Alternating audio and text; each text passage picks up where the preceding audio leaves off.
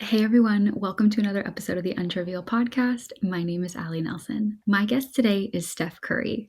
Apart from sharing her name with a very famous basketball player, Steph is a legend in her own right. As a content creator, fitness instructor, and partner of a wellness travel company, Steph is as multifaceted as they come.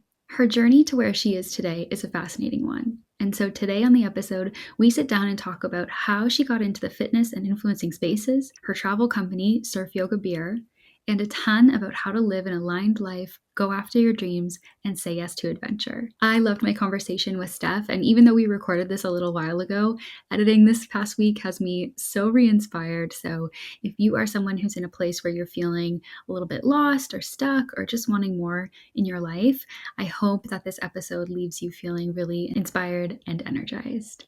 And now let's get into the episode.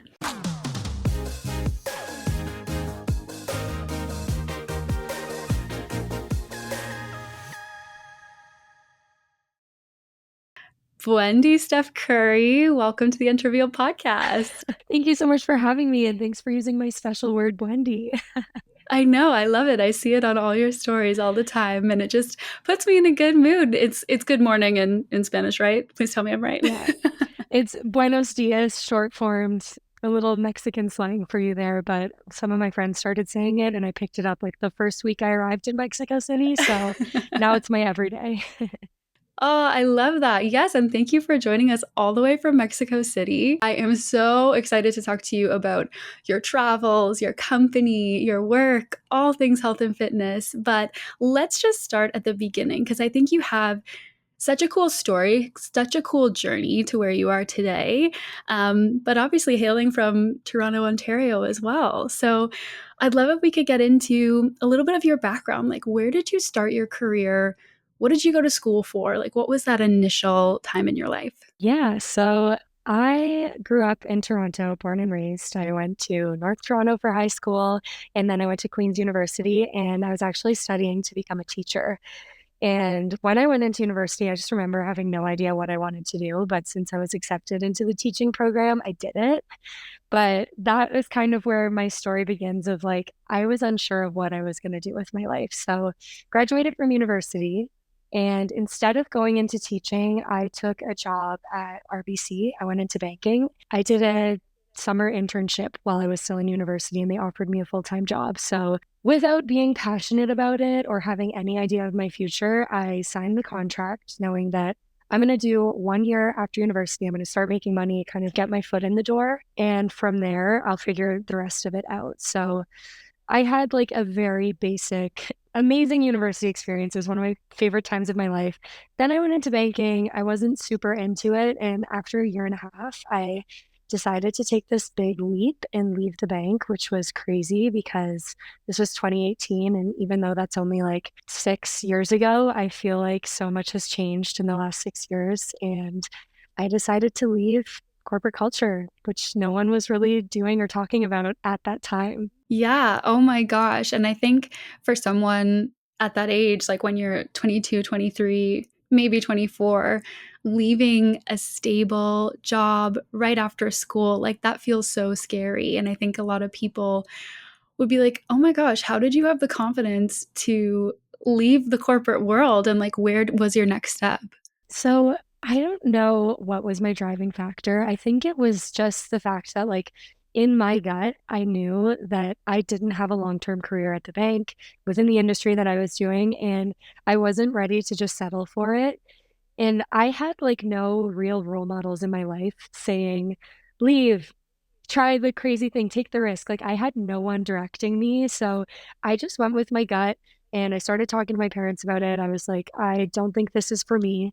I don't really want to waste another second like trying to get a promotion here for a job that I don't want. So I was really passionate about gaining international work experience. It was something that was on my radar since I was young. I grew up traveling here and there, and I had family in London. So I knew for me, my next step was going to be leaving the bank, taking a leap of faith, and moving to London. And at the time, I even orchestrated a way to get there with the bank, but the job kind of fell through, and I took matters into my own hands. And I think I was like totally faking my confidence because I had no idea what was in store.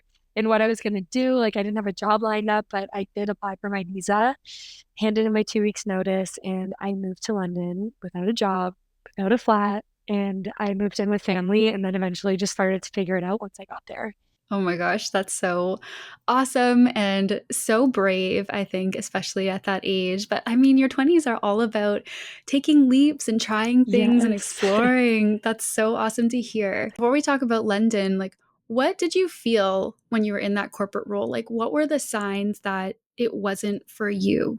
I mean, I worked with lovely people, and I think a lot of the time you can stay in your job because you don't want to let anyone down. But at the end of the day, like the work that I was doing, the office environment that I was walking into, the way that I never fully saw like my impact growing, I was like, I don't want to be a part of a team that is like holding me back from being my true self, my creative self. So I had to really think about it because leaving a job, leaving that financial security, you feel a lot of guilt in a way that we don't talk about so much. So I was really worried about letting other people down, but I kind of just got to a point where I was like, I cannot stay anymore. Like the opportunities to do something else are so much greater than if I just sit in this desk chair for the next year, 5 year, 10 years. So I guess I was wise at a young age because I just was fully into taking the risk. And as soon as I left, I would say that is where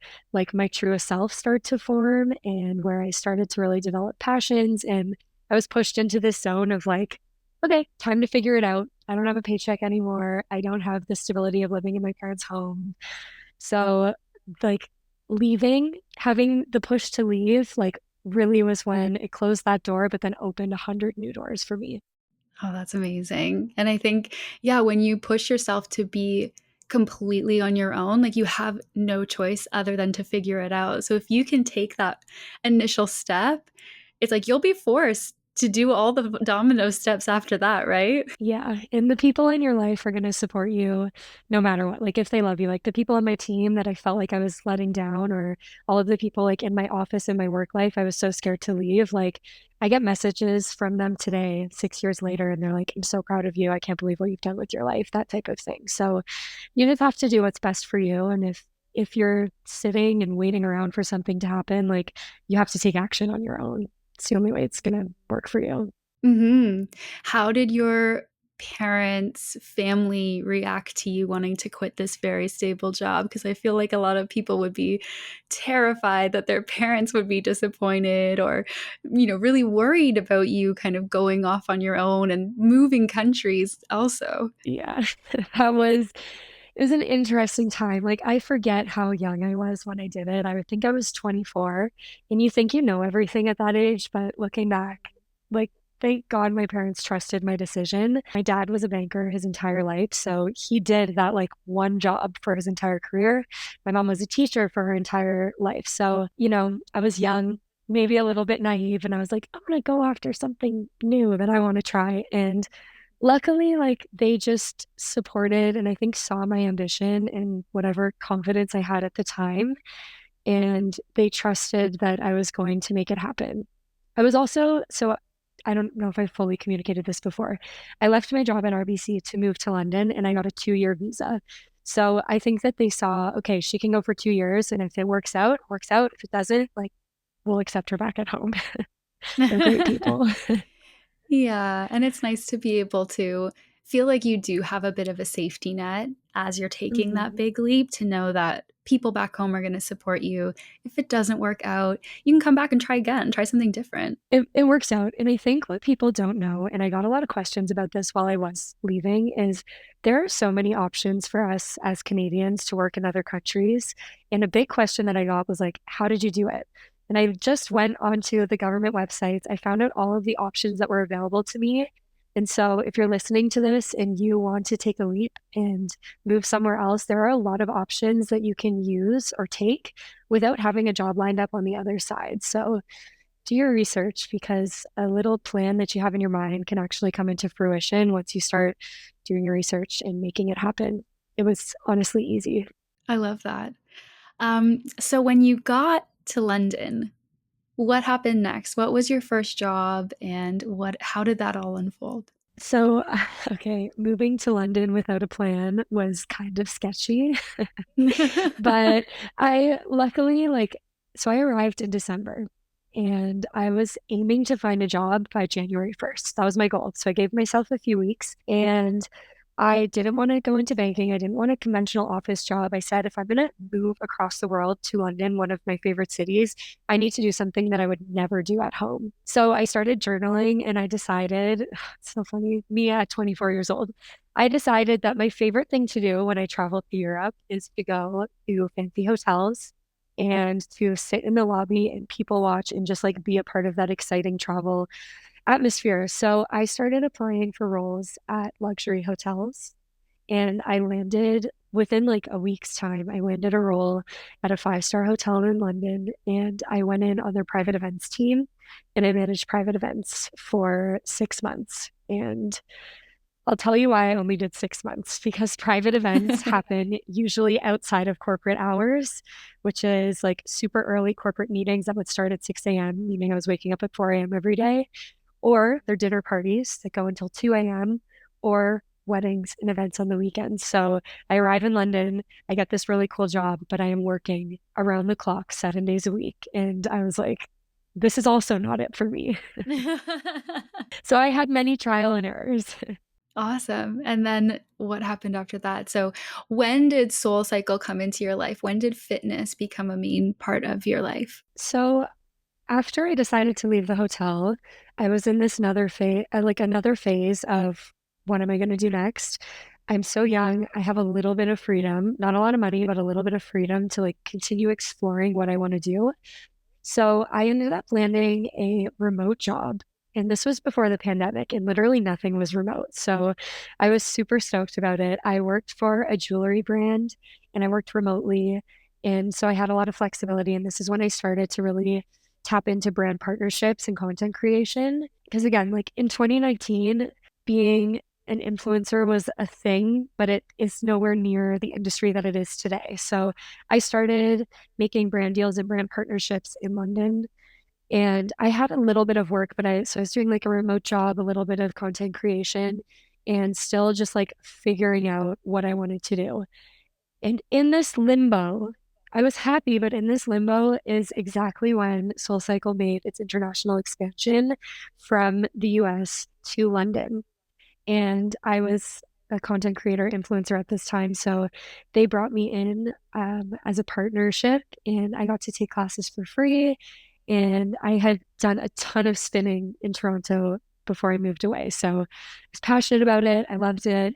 And when they opened SoulCycle, I took a class with Mantis, who is now my Ah. fiance, but he led their international expansion. So as soon as they came, I started taking classes and I got pretty heavily involved. And that was a big turning point where I went from this like limbo of content creation, working in hotels at the bank to, okay, now I want to work in health, wellness, and fitness. That's so cool. So, content creation started for you, was it when you moved to London, or were you doing it before you moved as well? I would say it started becoming more of a career option when I moved to London.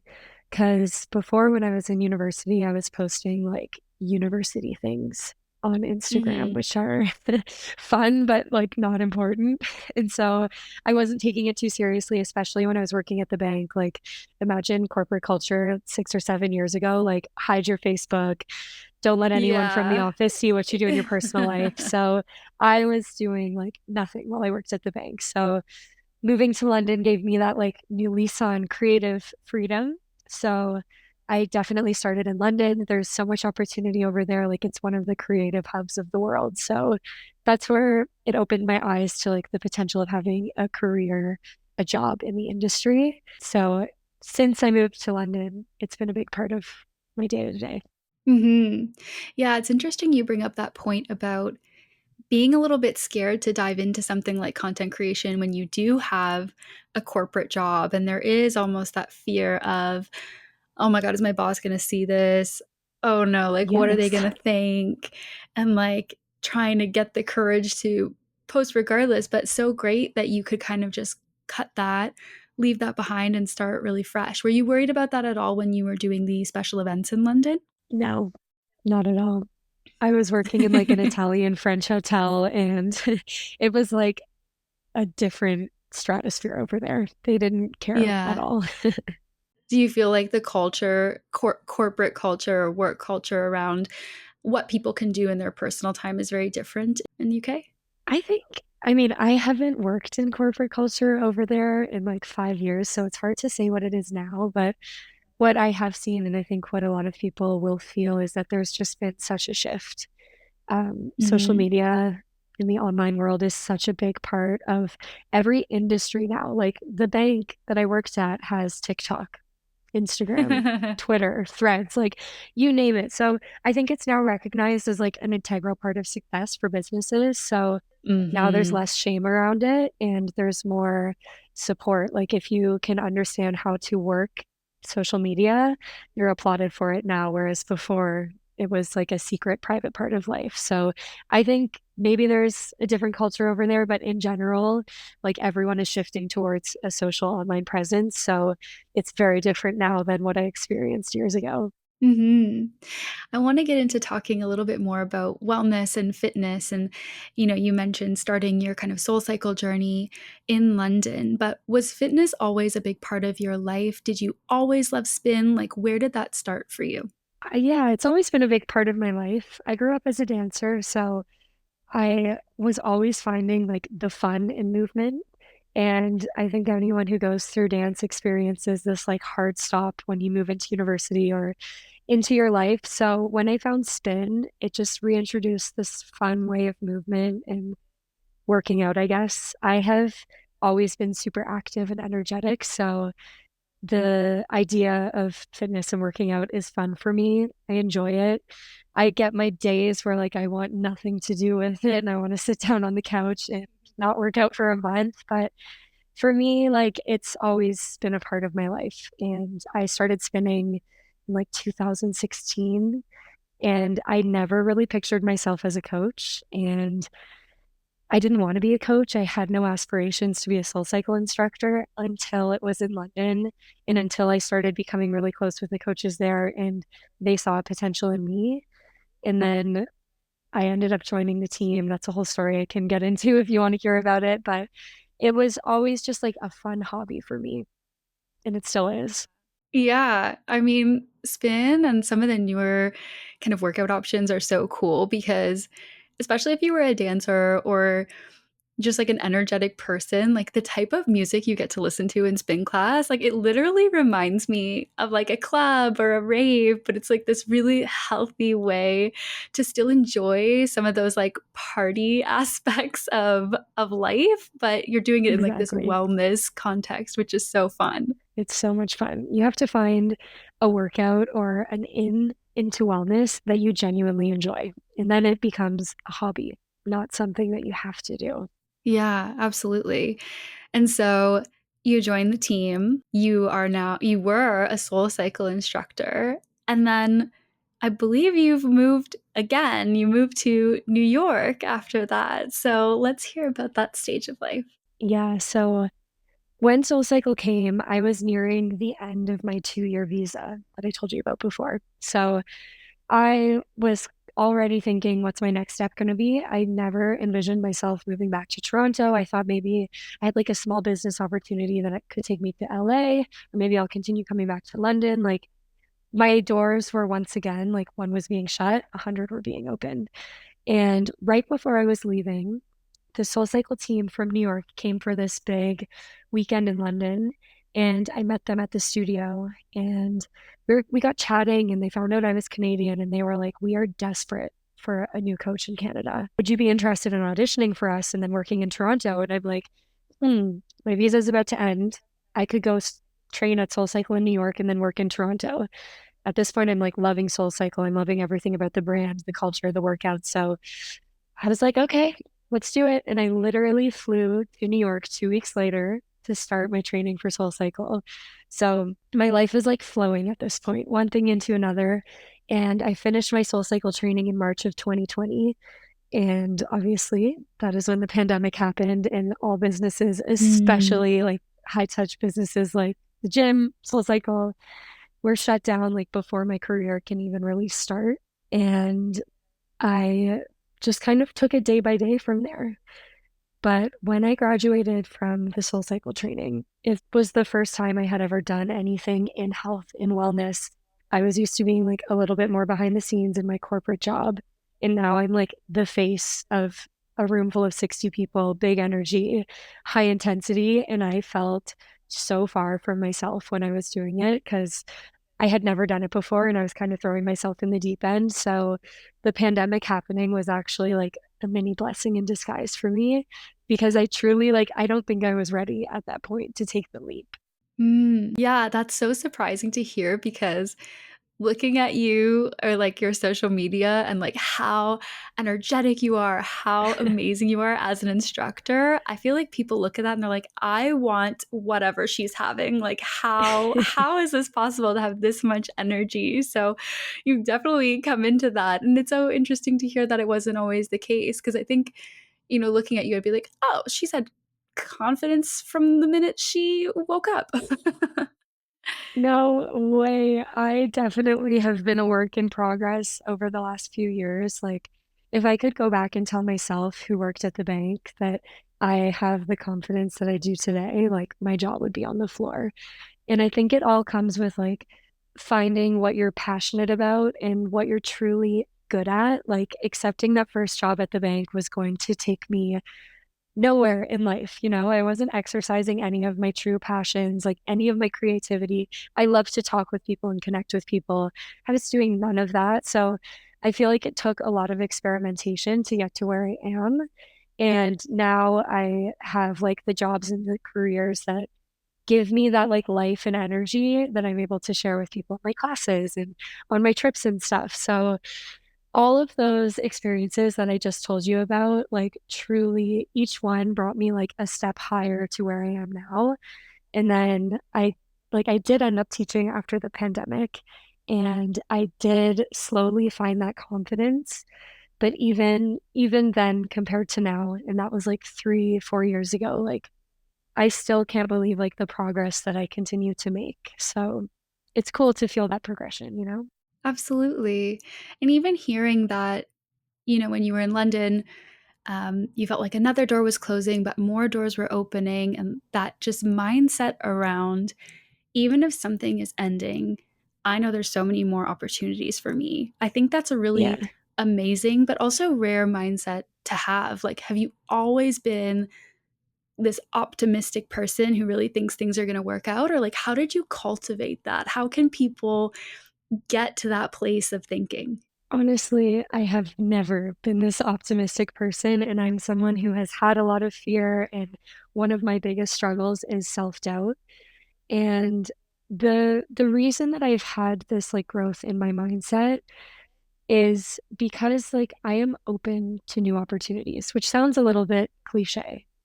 But if you are so scared to take the risk and you're so comfortable in what you are doing, you will never be fully open to what is on the other side of it. So I think like what I talk to my sisters and my friends and my family about is like you have to be open to change. You have to trust that like you've gotten where you are today by doing what you have done and like you have so much within you that is still left to be explored and left to share. So I am just now like totally open to change, growth, opportunity, even if it doesn't happen overnight. Like the way that you put yourself out there, the way that you build your network, like there will always be something available to you. That's what's so amazing about this interconnected world and society that we live in. So I think we got to focus less on fear and self doubt and more on opportunity and growth. Hmm. And you mentioned earlier that you started to feel more aligned with your passions, your creativity, that side of you that maybe wasn't showing as much when you were in those corporate roles that weren't quite a fit. Do you have any advice in terms of how people can what does it feel like to be more aligned? Or what are the ways that you might have a clue of like, okay, this isn't it, but this feels right? Or I feel like this is how I'm going to get on that next track. Like, is there any insights you could share? Yeah, I think in order to feel fully aligned with yourself, you have to be constantly having conversations with yourself. And if you are in a cycle of like waking up, doing your workout, going into the office, coming home, cooking dinner, watching TV.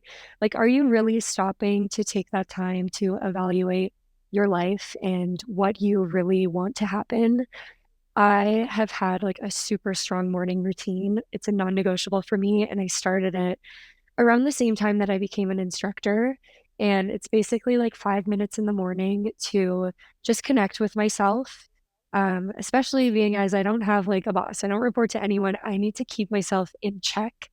And so I take 5 minutes every morning to like evaluate how I'm feeling, evaluate what is most important for me that day or that week, like small goals, and then to also look at the bigger picture, like where do I want to be in 6 months? Where do I want to be in a year? And that can be in categories of like personal, financial, career, fun, like traveling. Like there are so many different areas. But I think if you are stuck on not knowing like what you should be doing, what your passions are, what you have to give, then you need to start doing the inner work. And I have so many recommendations on that, but that's a whole Oh other my topic. gosh.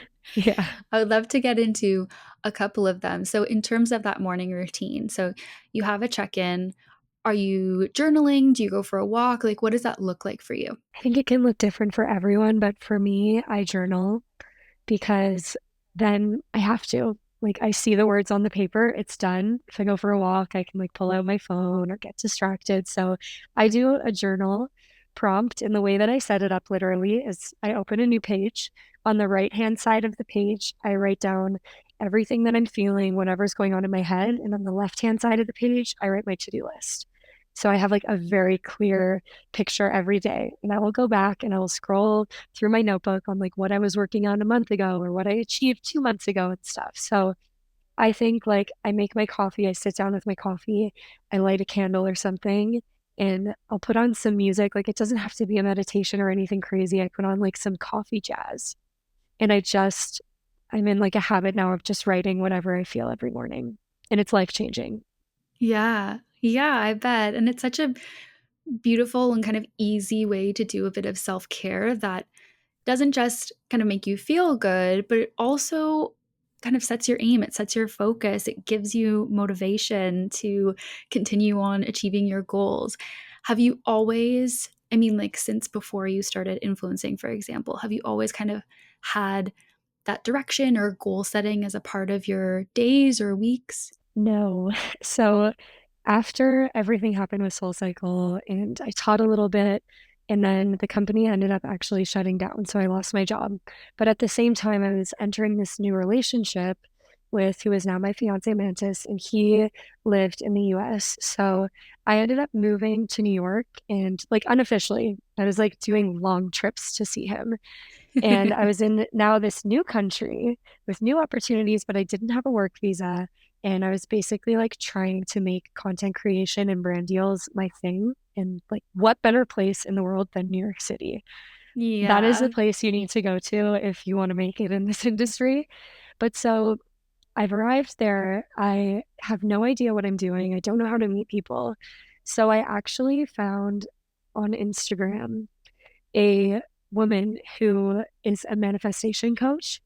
And I started following her, and just everything she was saying to me was really aligning with how I was feeling. She was like, "Are you lost? Like, are you unsure of how to like become financially free? Do you need XYZ?"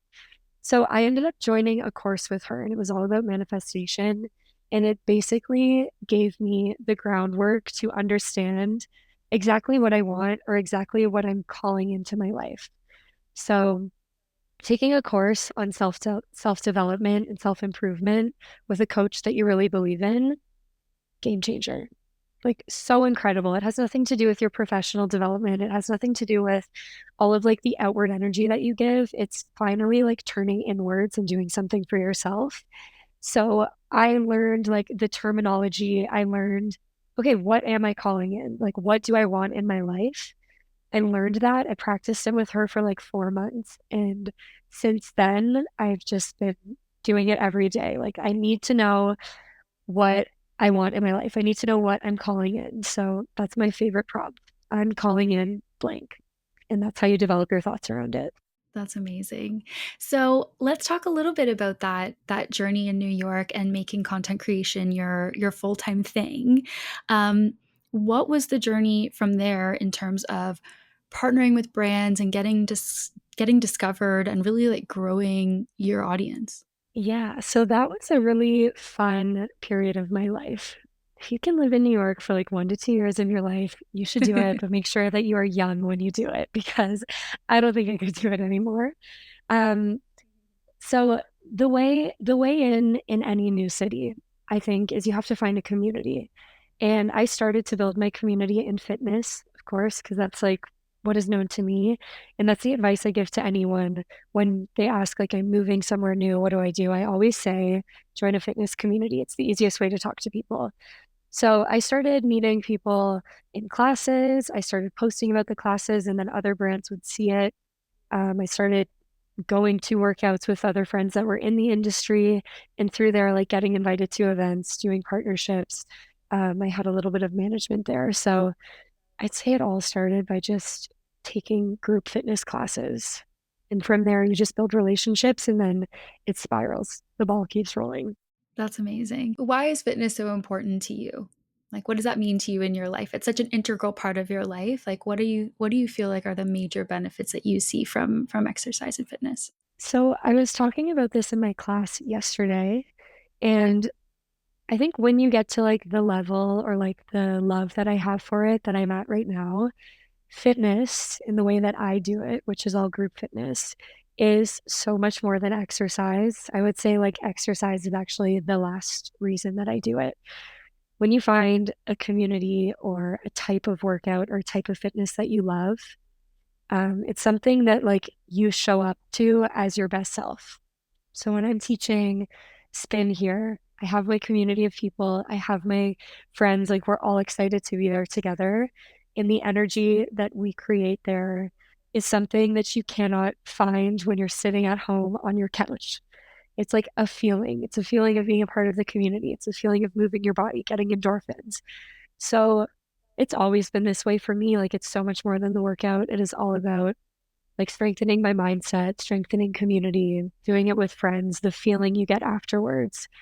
Like I truly believe like once you get into a groove, like the exercise component is the least important when it comes to attending your fitness and workout. That's so cool. What would you say your motivation style is in your class? Like what are you saying to all those people to get them pumped up and excited? I'm extremely conversational in my classes. I speak a lot.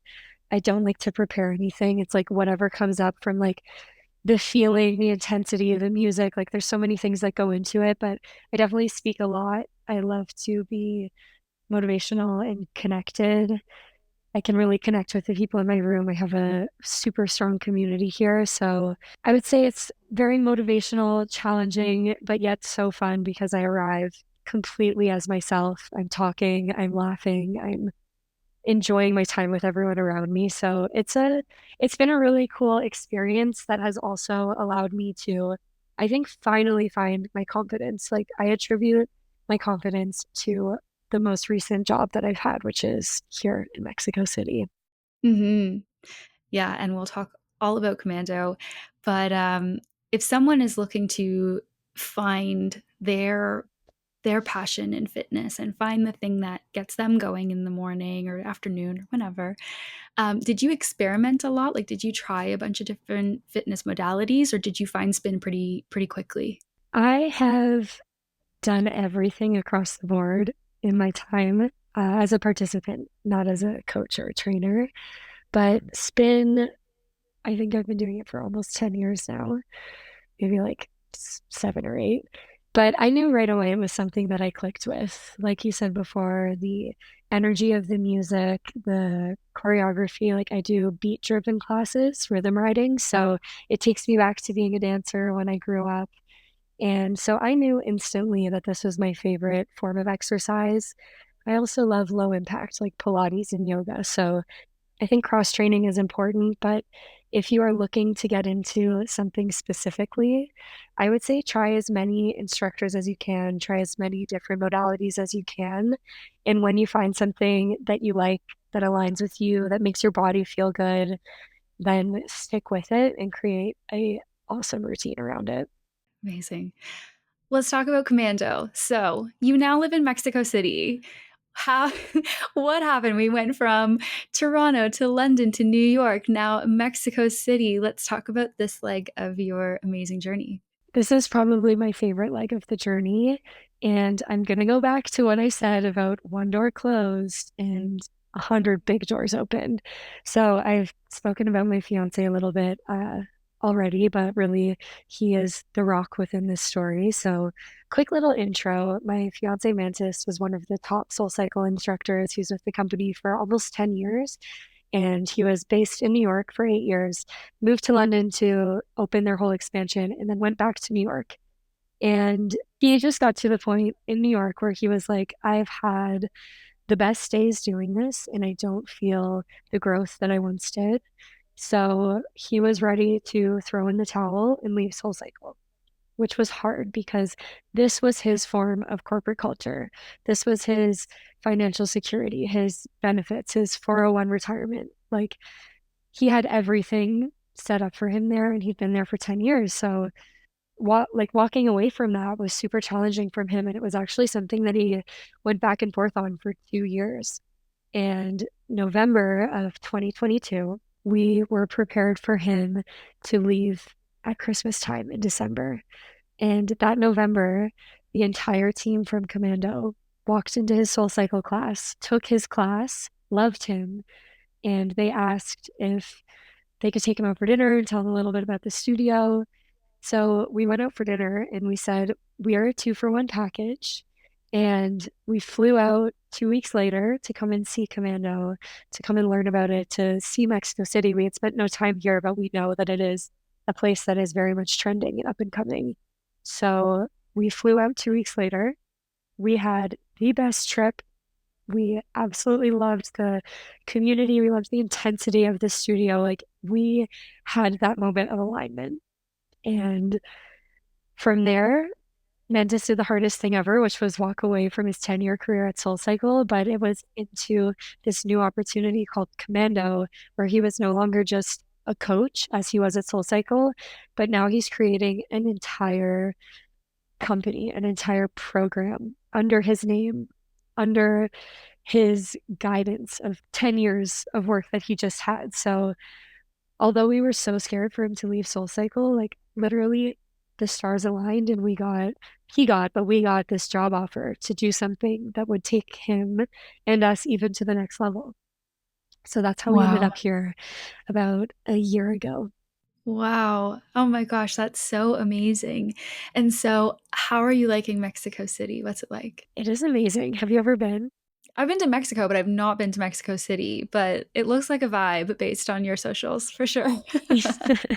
Mexico City is so cool. It has every single big brand that you would find in New York, in London, in Toronto. Like all major brands are here, which is a sign of like the level of business and stuff that is here. So it is very much a booming city.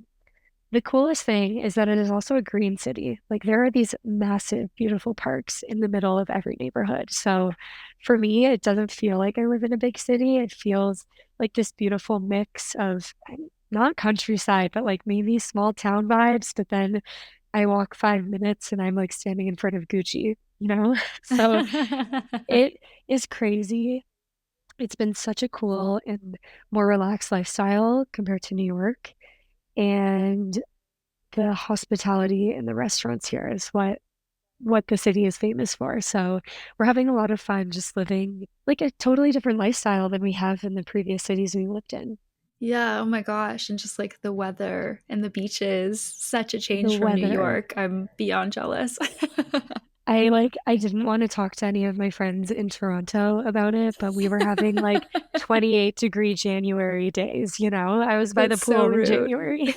I know, I know. You have to come visit, see for yourself. Yeah, I literally before this recording, I was like, I need to put on some like bronzing drops because I know Steph is gonna be so tanned. We're gonna look insane Don't worry, beside I each may or other. may not have done the same thing. So, browsing drops around the world.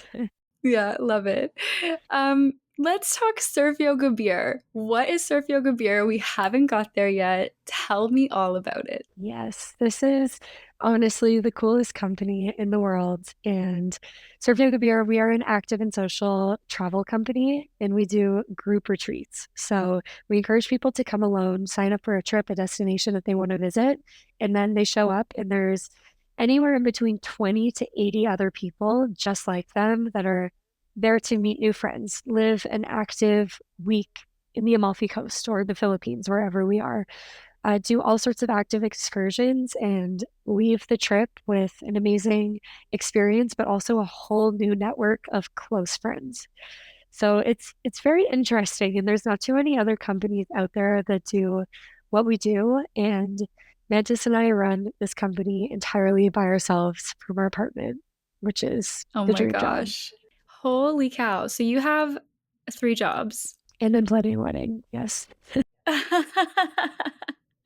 Oh my gosh, actually, such an aside. Let's talk wedding planning. How are you feeling? How's it going? Oh my gosh. So considering the fact that I have three jobs, it's going very slow, which I'm okay with. We got engaged like 8 months ago now. So it's been a nice long engagement. And we are just now starting to get into the planning process. And we're excited to do a beach wedding in Mexico.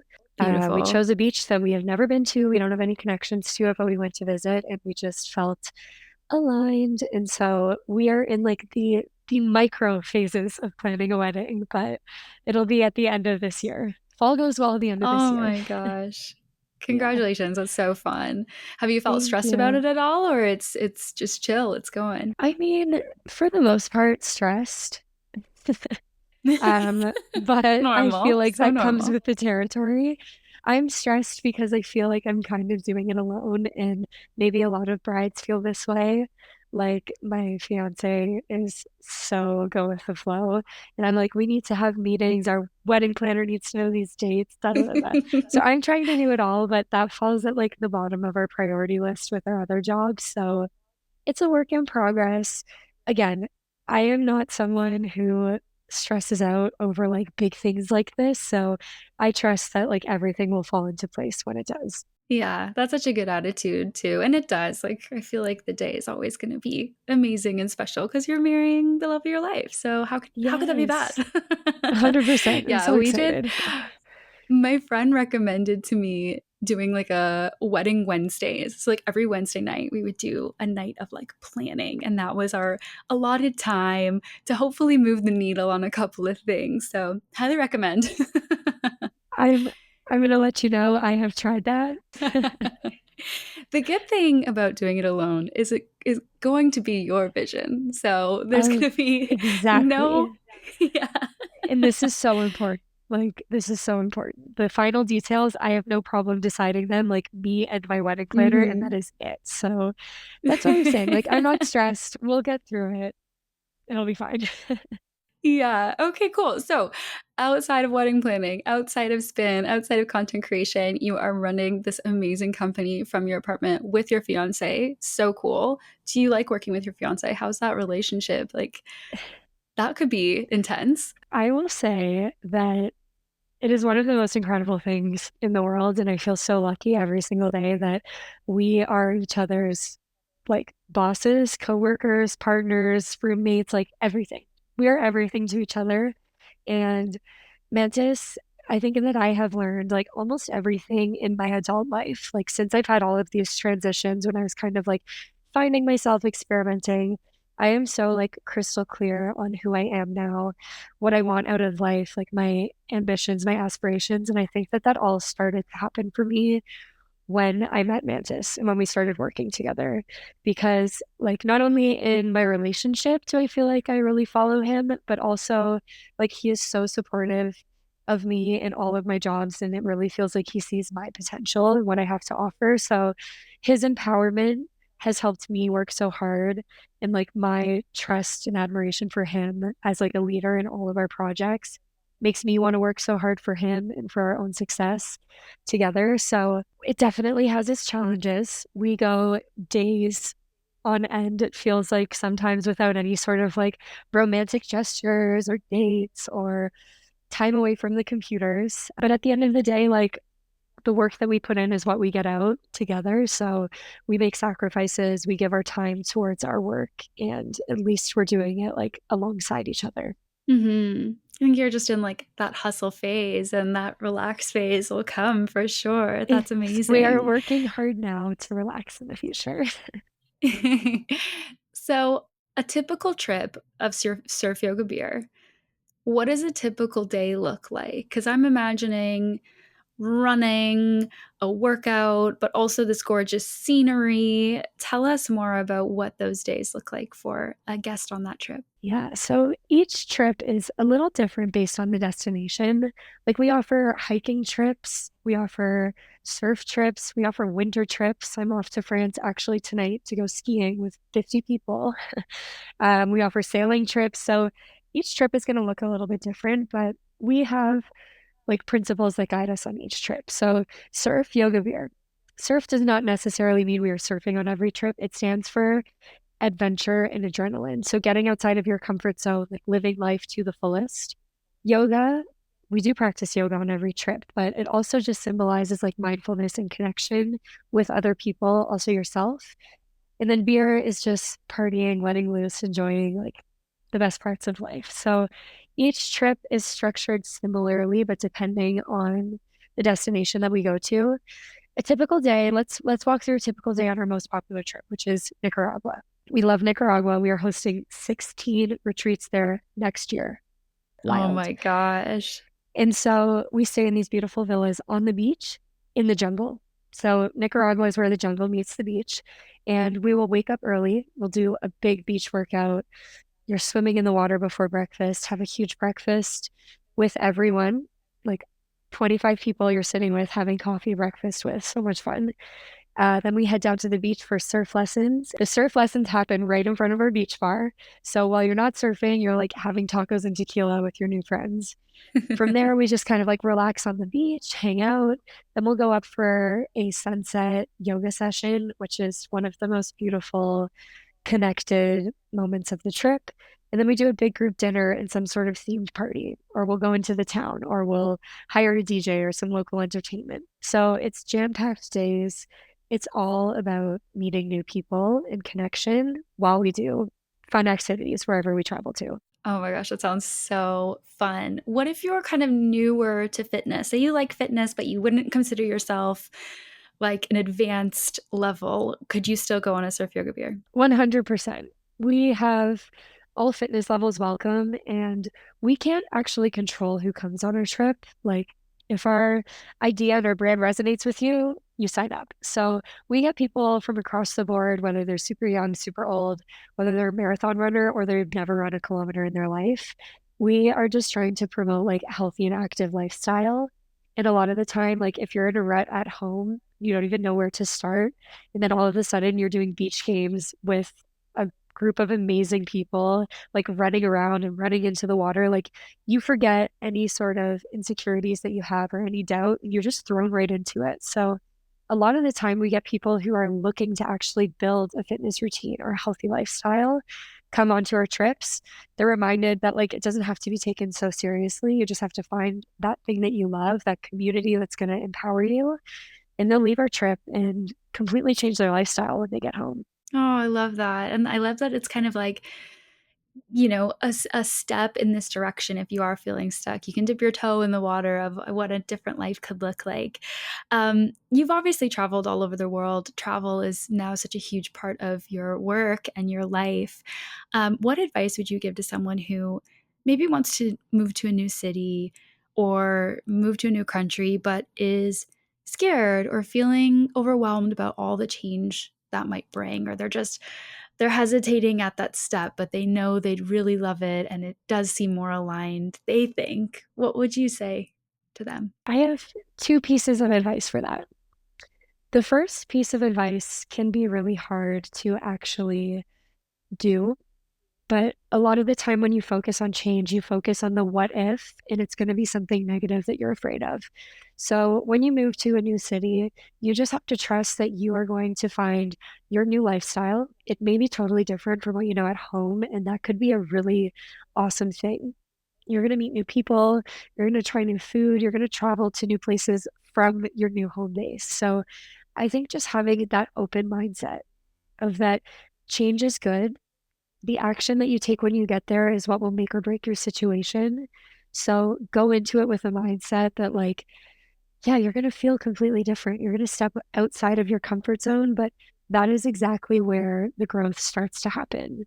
So just do it and expect the best. Because anything that you do, all the actions that you take is what's going to create your dream life. So release the self doubt, go into it with an open mind, and take all the action that you can when you get there. The second piece of advice I kind of already said, but if you move somewhere or you go somewhere and you don't know anyone, I highly encourage you to take a group fitness class. Every single city in a lot of small towns in the world, they offer group fitness, and it is such an easy way to meet people. And the people that you're going to meet probably live a healthy lifestyle. They have a structure in their routine if they're coming in before work or after work. And it's an open place where people go to be social. And it doesn't involve drinking and partying. So you can actually have some really nice conversations. It's a structure or a routine on your calendar that you will see the same people over and over again. So anytime Mantis and I are traveling, the first thing that we do is we book a class somewhere. That's how you can like see and understand a new place. So even if you're not in fitness, I highly recommend joining a fitness community, taking a class, and that is how you will start to meet people. Oh, that's so great. Because I think, yeah, that's one thing that would be probably one of the most scary things about moving. It's like, I don't know anyone. Oh my God, how do I make connections? How do I find friends? I'm going to miss my family and I'm not going to have anyone here to kind of help me through this transition. But that's such good advice in terms of just putting yourself into a place where people are already ready to be social. If it's a type of fitness that you already love, then you know you already have that in common with them. So that's so great. And to your first point, taking that leap and expecting that it's going to go well. It reminded me of a quote I think I saw the other day, and it was like, if you're going to worry about the what if and thinking of the negative things, you also have to think about the what if from the positive direction too. And like, what if it works out? What if it goes exactly how you planned? What if it goes better than you ever imagined? And like keeping that in mind in balance with the Totally. fear if you're going to. Yeah. It is so true. It's the what if, and you have to get excited about it. Hmm. What's your favorite part of all of your jobs? I think my favorite part of all my jobs is the social aspect and not necessarily socializing, but Mentis and I always say that we are people who create community. We love bringing people together. So through Commando, through SYB, through events that I go to as an influencer, it's all about meeting people. And in the past few years, like as I've grown my confidence, I've become the type of person who likes to say hi first. I like to break the ice. I'm like no longer afraid to be like standing in a room full of people, be like, is anyone going to say something to me? Like, what should I do? Like, I like to make the first move. So I feel like in the last couple of months or the last year that I've been in Mexico City or the trips that I've gone on with SYB, I've learned so much about myself by being a part of these communities and just being a part of like awesome groups, talking to really smart, interesting people. It tells me a lot about myself. It inspires me to keep working. It inspires me to think about the what ifs, like what can I do next? What's my next goal? So I think it's all about community for me. That's it for all of my jobs. Amazing. Do you want to do a few rapid fire questions? Absolutely. What is a new favorite wellness practice that you have? Cold plunge. Have you done it yet? Ooh, I haven't. Oh my gosh, there's so many places in Toronto and everyone's like, you need to go, you need to go. I need to do it. I hate cold water personally, Me too. but I know No, that's I exactly am. why I should do it. When I realize that it is entirely mental, I now want to try again and last for 3 minutes, not 30 seconds. So that's a new trend. You'll see it everywhere. And I'm going to try to bring that practice into. What workout music are you loving right now? Ooh, I love any remix that I find on SoundCloud. When I moved to Mexico, I started using SoundCloud exclusively for my music, which is crazy because I know not many people do, Canada and the US. But I would say if you're looking for new workout music, you have to type in your favorite artist or song in SoundCloud and just scroll until you find a good remix. Love it. What's your go-to fuel either before or after a class? Coffee. I'm a coffee girl. I love coffee. I have to have coffee before I teach a class, and I love to take my energy after class and then get another coffee, and I'm like off into my day. Awesome. Do you have a favorite manifestation or affirmation that you're leaning on these days? I have what I told you before, which is my quote, I'm calling in. And I try to come back to that quote every single Monday. So at the start of my week. And if you've never believed in or practiced manifestation before, I think it's a great starting point because it's very realistic and grounding and not too woo woo. So I always lead with, I'm calling in blank. What are you calling in this week? Well, I can't say too much about it, but Mantis and I are starting a brand new business here in Mexico, and we are in the final stages. We just signed all of our legal documents yesterday with our lawyers, and we found like our dream location, and we're in like some negotiations. So I am calling in this dream location for our new business, and hopefully I'll be able to speak to that more in the next couple of weeks. But we're so close, and I feel like the energy I'm sending out right now is going to help bring this deal full circle in our favor. Oh my gosh, I love that. Okay, I'm hoping the best for that and I can't wait to Thank see you. what's in store. All right, rapid fire complete, but a last few questions for you. What would you say is the number one advice you would give to someone who's really just looking to start crafting a life that meets their goals and their highest priorities? I think you're just the type of person who's been able to trust your intuition and trust yourself and take these leaps without worrying about it all going wrong. Like what would you say to someone who's really hoping to do the same for themselves? Totally. And this is something I wish I could say to myself like 5 years ago. But Mantis and Sir Beer and myself, we have this quote, and it's called, Don't think, just do. We spend so much time overthinking everything, wondering if we're ready, saying, oh, I'm going to wait and I'm going to start next month once I've achieved X. And it goes back to having that self-doubt. Like you are going to hold yourself back more than anyone else. So if you have a goal or a vision or you're excited about something, like you just need to start moving. You have to start. The longer you wait, the more distant you feel from that dream.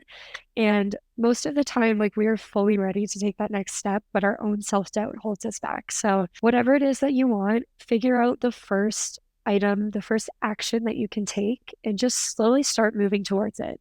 Then when you go to your journal every morning, you can reflect back on it. You can say, okay, here's the next step. Here's what I need to do today. Here's what I need to do next week. Like you just have to get the ball rolling and take it out of your mind and into some action. Yeah. Oh my gosh, that rings so true for me as well. I think self-doubt is the biggest blocker in life. And it's like Yes, the time is going to pass anyway. Do you want to spend it thinking and never having anything happen or doing it and getting closer? and like, I was just gonna say, like, the road to success is not always very long. Like, sometimes you may think that it's gonna take you so long to achieve whatever it is that you want, but as soon as you get started, like, things fall into place right in front of you, and it's not as challenging as it actually seems. So it's just that initial step can take you like miles when you're not expecting it.